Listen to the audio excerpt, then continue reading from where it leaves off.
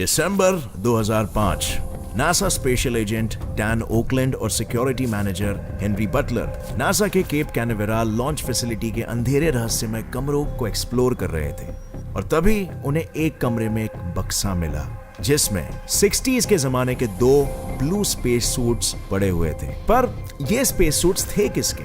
क्योंकि नासा के अब तक के किसी भी मिशन में ब्लू स्पेस सूट्स इस्तेमाल नहीं किया गया था। तो क्या नासा दुनिया से छुपाकर भी कुछ सीक्रेट प्रोजेक्ट्स पर काम कर रहा था? डार्क वेब से मिले चांद की सतह के इन कुछ मिस्टीरियस इमेजेस से तो यही व्यतीत होता है। इन इमेजेस में यह साफ साफ नजर आ रहा है कि चांद पर एक एलियन सिविलाइजेशन बसी हो सकती है। लेकिन क्या यही वो वजह थी कि चांद पर टहलते वक्त नील आर्मस्ट्रांग ने यह कहा था, they are on the edge of the crater and they are watching us? आखिर कौन थे वो दे? मैं हूं गौरव और आज इन्हीं कुछ सवालों के साथ नासा का पर्दाफाश करने वाला हूं in this video titled how did the dark web expose NASA's hidden secrets. Dark web ये इंटरनेट का वो मायाजाल है जहां दुनिया के सारे राज चुराए और बेचे जाते हैं, और फिर चाहे वो किसी सिंगल इंसान का हो या फिर किसी मल्टी बिलियन डॉलर इंस्टीट्यूशन के ही क्यों ना हो, क्योंकि इस अंधेरी दुनिया पर राज करने वाले लोग इतने माहिर और शातिर होते हैं कि उनमें से बहुत कम ही जेल की सलाखों के पीछे पहुंच पाते हैं। तो क्या ऐसे ही कुछ रहस्यमय किस्से कागज नासा की ऑनलाइन तिजोरी या डेटाबेस से भी चोरी हुए थे? वैसे तो एक गवर्नमेंट रन एजेंसी की नाक के नीचे से इंफॉर्मेशन चुराना इतना आसान नहीं होता, लेकिन हाँ ऐसी कुछ तस्वीरें जरूर है जो डार्क वेब पर सर्कुलेट हुई है और चांद पर एक एलियन सिविलाइजेशन होने की तरफ इशारा कर रही है, जैसे कि हमने पहले देखा। पर आखिर इन तस्वीरों का कच्चा चिट्ठा नासा ने खुद लोगों के सामने क्यों नहीं रखा? इस क्यों नहीं रखा का जवाब तो नासा ही दे सकते हैं, लेकिन उन्होंने क्या क्या सामने नहीं रखा ये हम जरूर बता सकते हैं। मिसाल के तौर पर नासा में मिला जेम्स बॉन्ड का स्पेस सूट। हम बचपन से ही जेम्स बॉन्ड 007 नाम की एक फिक्शनल स्पाई की मूवी देखकर बड़े हुए हैं। My name is Bond. Bond. Bond. Bond. Bond. Bond. James Bond. पर क्या ये पॉसिबल है कि ये 007 कोड नेम वाला स्पाई कैरेक्टर असल में फिक्शनल ना होकर एक रियल लाइफ कैरेक्टर हो जिसका खुलासा आज तक दुनिया के सामने नहीं किया गया हो? अब ये तो आप भी मानते होंगे कि इंसानों ने जाने अनजाने दुनिया के कई पहलुओं को छुआ है और कई सारे रहस्यों को उजागर किया है, लेकिन किसी भी पहलू को समझने के लिए और किसी भी प्रॉब्लम को सॉल्व करने के लिए आपको चीजों को एक अलग पर्सपेक्टिव से देखना पड़ता है, एक अलग नजरिए से। और जैसे किसी भी पजल को सॉल्व करने का एक ही तरीका नहीं होता, वैसे ही आप चीजों को भी अलग अलग तरह से समझ सकते हो। लेकिन पर्सपेक्टिव वाला ये नजरिया आपको एक दिन में नहीं मिलता, तो इसे बढ़ाने के लिए आप क्या करोगे? क्यों इसे बढ़ाना क्यों है? Because intelligence is nothing but looking at one thing from varied perspectives. So इसे बढ़ाने के लिए सारा काम धंधा छोड़कर आप पूरा दिन बुक्स तो नहीं पढ़ सकते ना आज के इतने बिजी लाइफ में। इसके लिए आपको अपने ब्रेन को छोटे छोटे ज्ञान के डोजेस देने पड़ेंगे, और ऐसा करने में आपकी मदद करेगा कुकू FM ऐप, जिससे आपके ब्रेन को ज्ञान का डोज भी मिलेगा और आपको इसके लिए अपने 24/7 बिजी शेड्यूल में अलग से टाइम निकालने की भी जरूरत नहीं होगी, जिसे आप अपने डेली रूटीन जैसे कि जॉगिंग, ट्रैवलिंग या इवन ब्रेकफास्ट के दौरान सुन सकते हो। या आपको साइंस रिलेटेड किताबें यानी कि brief history of time, big bang theory, ये किताब आपको कुकू FM में मिल जाएगा, जहां पे आपको इसको रीड करने की भी जरूरत नहीं है, बल्कि आप इसे सुन सकते हो ऑडियो फॉर्मेट में in one of your favourite languages. जो भी भाषा आपको जमती है, हिंदी में भी आप इसे सुन सकते हो अगर आपको इंग्लिश नहीं समझ में आती है तो। और आपको एक और गुड न्यूज देना चाहता हूं। पहली बात तो ये कि इस ऐप में सिर्फ यही एक बुक नहीं है, बल्कि आपको सारे नॉलेज जॉनरास, इसकी financial knowledge, motivation, management, self development, leadership etcetera के भी बुक्स मिलेंगे, इवन एकेडमिक्स जैसे कि हिस्ट्री, ज्योग्राफी एटसेट्रा। और आपके हिसाब से इन सब की क्या कीमत होनी चाहिए?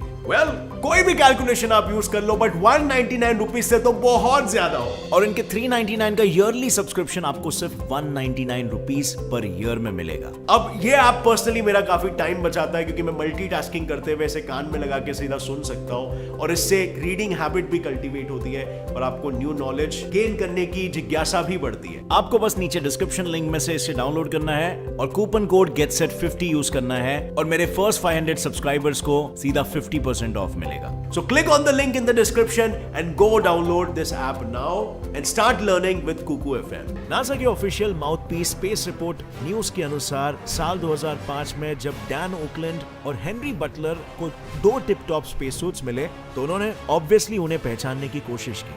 लेकिन वो इन सूट्स को पहचानते कैसे? क्योंकि ये सूट्स नासा के 1960s में इस्तेमाल होने वाले सूट्स जैसे तो लग रहे थे, पर ऐसे ब्लू कलर के स्पेस सूट्स तो कभी नासा ने इस्तेमाल ही नहीं किया था। ऊपर से इन सूट्स पर कोड नेम 007 और 008 लिखा हुआ था, जो अब तक भेजे गए किसी भी एस्ट्रोनॉट के रिकॉर्ड में मेल नहीं खा रहा है। तो ये नीले स्पेस सूट्स आखिर किन के लिए बनाए गए थे और क्यों? वेल, जब इन नीले स्पेस सूट्स की थोड़ा इन्वेस्टिगेशन हुई, तब स्पेस सूट 007 का तो आज तक ओनर नहीं मिला, लेकिन स्पेस सूट 008 के ओनर की पहचान जरूर हुई। ये स्पेस सूट 60s के काल में यूएस एयरफोर्स को सर्व कर चुके लेफ्टिनेंट कर्नल रिचर्ड लॉयर का था, जो एयरफोर्स पायलट के तौर पर काम करते थे। मगर एक यूसैफ पायलट का नासा से क्या संबंध था? वो भी तब जब नासा बस पैदा ही हुआ था। तो 1950s में यूएस ने सोवियट्स के साथ चल रही अपनी राइवलरी के चलते एक सीक्रेट प्लान बनाया था, जिसके अंतर्गत वो दुनिया की सबसे मिस्टीरियस जगहों में से एक एरिया 51 में U-2 नाम के कुछ स्पेशल स्पाई प्लेन्स बना रहे थे to spy on their enemies. इन प्लेन्स की खासियत ये थी कि ये नॉर्मल फ्लाइंग ऑल्टीट्यूड से भी ऊपर यानी तकरीबन 70,000 फीट की ऊंचाई पर उड़ सकते थे, ताकि दुश्मन के रडार द्वारा पकड़े ना जा सके। और इनफैक्ट इन्हीं प्लेन्स की वजह से एरिया 51 बदनाम भी हुआ था, क्योंकि यही वो जगह थी जहां इन सीक्रेट प्लेन्स की टेस्टिंग हुआ करती थी और लोग उन्हें UFO समझ बैठे थे। यानी ये पूरा प्लान इतना सीक्रेट था कि यूएस गवर्नमेंट ने अपने सिटीजन्स को तक इस बात की भनक नहीं पड़ने दी थी। हाँ, वो बात अलग है कि यूएस ये सेम चीज अपने सबसे बड़े दुश्मन सोवियट्स के साथ नहीं कर पाया, जिसके कारण सोवियट्स द्वारा कई U-2 स्पाई प्लेन्स को डिटेक्ट करके मार गिराया गया था। लेकिन क्या इससे यूएस ने हार मान लिया? जी नहीं। यूएस एयरफोर्स यूसैफ ने सोचा कि क्यों ना और भी ऊंचाई पर उड़ा जाए और अपने इन मिलिट्री प्रोजेक्ट्स को एक सिविल एजेंसी की आड़ में रन किया जाए। And now, can you guess the name of this civil agency? जी हाँ, National Aeronautics and Space Administration, NASA। 1958 में जब नासा बना था, तब उसको दुश्मन का ध्यान भटकाने के लिए स्पेस रिसर्च में इन्वॉल्व कर दिया गया था। और इस नॉर्मल स्पेस रिसर्च के पीठ पीछे यूसैफ एक सीक्रेट स्पेस स्पाई प्रोग्राम चला रहा था, जिसका नाम था manned orbital laboratory MOL mission. इस मिशन के अंतर्गत 17 एयरफोर्स पायलट्स और इंजीनियर्स को ट्रेन किया गया था, ताकि वो अंतरिक्ष में एक इंटरनेशनल स्पेस स्टेशन जैसी स्पेस लेबोरेटरी में बैठकर अमेरिका के दुश्मनों पर नजर रख सके और उनके हथियारों की जानकारी यूएस तक पहुंचा सके। अब वैसे तो 1969 में पैसों की तंगी और सैटेलाइट्स की बढ़ती कैपेबिलिटीज के चलते इस मिशन ने कभी उड़ान नहीं भरी और स्क्रैप आउट हो गया था, लेकिन उन यूसैफ पायलट्स के कुछ सोवेनियर्स जरूर रह गए थे। यानी MOL बर्बाद हुआ पर कपड़े रह गए। बट वेट, नासा जैसी एक स्पेस एजेंसी के सीक्रेट्स की बात करें तो उसमें एलियंस वगैरह की बात ना हो, ये कैसे चलेगा?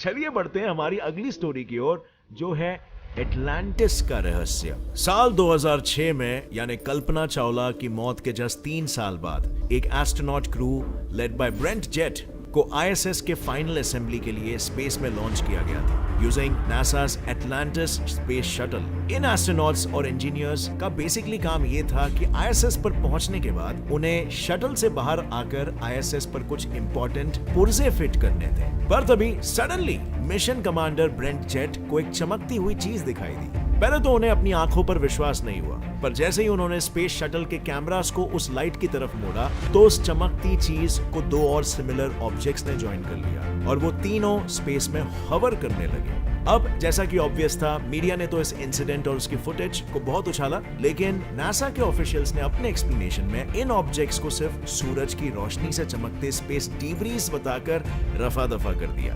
अब आई नो, मीडिया का बस एक रॉ फुटेज के आधार पर एलियन कॉन्स्पिरेसी थियरी बुनना गलत था, but at the same time NASA का इसको बिना वेरीफाई किए स्पेस डीब्रीज करार कर देना थोड़ा सा फिशी नहीं साउंड करता है? वेल, आपका इस पर क्या विचार है? लिखिए नीचे कमेंट सेक्शन में अपनी राय, जिसके बाद हम बढ़ेंगे अपनी तीसरी स्टोरी की ओर। सोलर सिस्टम के दरवाजे पर खड़ा बिन बुलाया मेहमान। साल था 2016, यानी वो साल जब नासा का new horizon space probe solar system के बाहर पहली बार कदम रखने वाला था। इस मिशन के अंतर्गत न्यू होराइजन को बेसिकली अपने रास्ते में आने वाले हर प्लैनेट या अन्य बड़े ऑब्जेक्ट का एक चक्कर लगाना था, ताकि उसकी ग्रेविटी की मदद से वो एक स्लिंग शॉट की तरह आगे की जर्नी पर फेंका जा सके। अब इस टेक्निक से वो कैसे वैसे करके सोलर सिस्टम के काइंड ऑफ लास्ट प्लैनेट यानी कि नेपट्यून के आगे तक पहुंच तो गए थे, लेकिन सोलर सिस्टम से बाहर निकलने के लिए उसे अब जरूरत थी एक लास्ट हेल्पिंग हैंड की फ्रॉम दी आगे का नियरेस्ट प्लैनेट या may be dwarf planet to be precise like Pluto. इसीलिए न्यू होराइजन तेजी से प्लूटो की ऑर्बिट में एक चक्कर मारने के लिए आगे बढ़ने लगा। अब वैसे तो ये एक बहुत ही प्राउड मोमेंट होने वाला था न्यू होराइजन के लिए, क्योंकि वो रियल सेंस में अपने एग्जिस्टिंग सोलर सिस्टम के बाउंड्रीज होराइजन्स को ब्रेक करके प्लूटो के आगे की दुनिया अपने आंखों से देखने वाला था। लेकिन जैसे ही वो इस ऑर्बिट के दौरान प्लूटो के पार गया, उसने कुछ ऐसी चीज देखी जिसका साइंटिस्ट के पास भी कोई एक्सप्लेनेशन नहीं है। जैसे ही न्यू होराइजन प्लूटो के पार गया, उसने एक almost 113 kilometre wide space object देखा, जो वैसे तो किसी पथरीले एस्टेरॉइड जैसा ही नजर आ रहा था, पर बिहेव ऐसे कर रहा था जैसे कोई आर्टिफिशियल या मैन मेड ऑब्जेक्ट हो। इस सस्पिशियस ऑब्जेक्ट को नासा ने नाम दिया एरॉन, जो बेसिकली एक गॉड है जो डेथ को सिग्निफाई करता है। इसके पीछे की वजह यह हो सकती है कि इसका सस्पिशियस नेचर नासा को काफी शेडी लगा, बट ये एरॉन नाम का ऑब्जेक्ट लगभग 5 hours 47 minutes में एक पूरा स्पिन करता है, जो स्पीड एक 100 किलोमीटर से बड़े ऑब्जेक्ट के लिए बहुत ही ज्यादा है। इस स्पीड से रोटेट होने वाली कोई भी पथरीली चीज कुछ ही मिनटों में सेंट्रीफ्यूगल फोर्स के चलते बिखर जानी चाहिए थी, मगर इट सीम्स लाइक एरॉन किसी नॉर्मल एस्ट्रॉइड की तरह सिर्फ बर्फ और पत्थर से ही नहीं बल्कि किसी ठोस मेटल वगैरह से बना है। इनफैक्ट इसका लाल रंग भी इसी तरफ इशारा करता है। पर इससे पहले कि इस चीज को कंफर्म किया जाता, कुछ और हुआ जिसने नासा के शक को और भी मजबूत कर दिया। जैसे ही स्ट्रेंज ऑब्जेक्ट न्यू होराइजन ने कैप्चर किया, नासा ने एक डिसीजन लिया कि अपने इस स्पेस प्रोब को एरॉन की इंस्पेक्शन के लिए उसके पास भेजा जाए।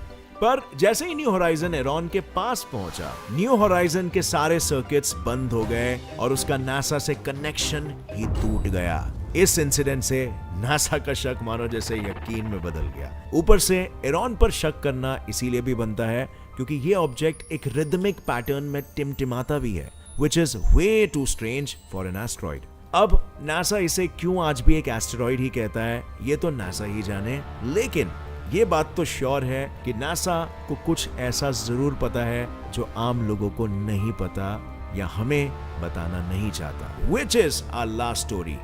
नील डर के मारे पड़ गए पीले।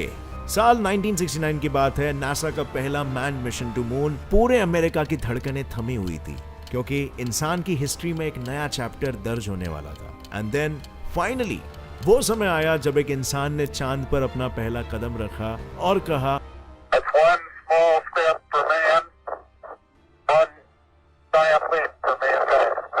It's a one small leap for a man, but one big leap for mankind। जी हाँ, मैं बात कर रहा हूँ नील आर्मस्ट्रॉन्ग की। उस दिन चांद पर हुआ ये वाकया तो सबको याद है, पर उस दिन चांद पर कुछ और भी हुआ था जिसे दुनिया से छुपाया गया है। जब चांद पर नील खुशी से उछल कूद रहे थे, तब बीच में तकरीबन 2 मिनट के लिए कैमरा ऑफ हो गया था और उसके बाद जब रिकॉर्डिंग फिर से शुरू हुई तो नील आर्मस्ट्रॉन्ग ने एक टेंस्ड वॉइस में कुछ ऐसी बात बोली जो वैसे तो ठीक से सुनाई नहीं दी, पर उसके बाद उन्होंने जो बोला उससे कुछ लोगों का ये मानना है कि नील ने कहा था, "They are on the edge of the crater and they are watching us"। अब नील ने वहां आखिर ऐसा क्या देखा ये तो सिर्फ नील ही जानते हैं और मे बी उनके अलावा नासा वाले लोग भी जानते हैं, लेकिन नील का स्वभाव जानने वाले कई लोग ये कहते हैं कि चांद से लौटने के बाद नील जैसे पूरी तरह से बदल गए थे। मानो एक हंसता खिलखिलाता एंथुसियास्टिक बंदा अचानक से एकदम शांत और गंभीर सा हो गया हो। अब हो सकता है कि ये भी महज एक कॉन्स्पिरेसी थियरी हो जहां फैक्ट्स को फैब्रिकेट करके स्टोरी कुछ और बताई जा रही है और ज्यादातर लोग तो यही मानते भी है। मगर साल 1994 में नील के व्हाइट हाउस में दिए एक स्ट्रेंज स्पीच ने लोगों को फिर से एलियंस के बारे में सोचने पर मजबूर कर दिया। To remove one of the truths protective layers.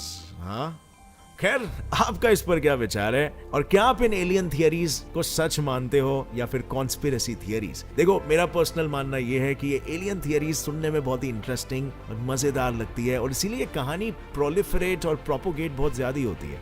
But क्या इसमें कुछ फैक्ट हो सकता है? वेल, अगर मैं साइंटिफिकली सोचूं तो हमारे इतने छोटे रेडियस में एलियंस मिलना तो बहुत बहुत बहुत लो प्रोबेबिलिटी की बात हो सकती है, बट अगर हमारे आसपास एलियंस है तो we may be extremely extremely lucky and also may be in extreme danger. अगर इस वीडियो से कुछ भी नया सीखने मिला तो एक लाइक जरूर ठोकना। Get set fly science channel को भी सब्सक्राइब कर लो और बेल नोटिफिकेशन दबाओ ताकि आगे आने वाली हमारी कोई भी वीडियो की अपडेट आप मिस ना कर सको। और आप फ्रेंड्स, जाने से पहले कुकू एफएम ऐप डाउनलोड करना मत भूलना। Use the coupon code GETSET50 to avail the yearly subscription for just ₹199। And with that said, as always, stay curious, keep learning and keep growing. जय हिंद।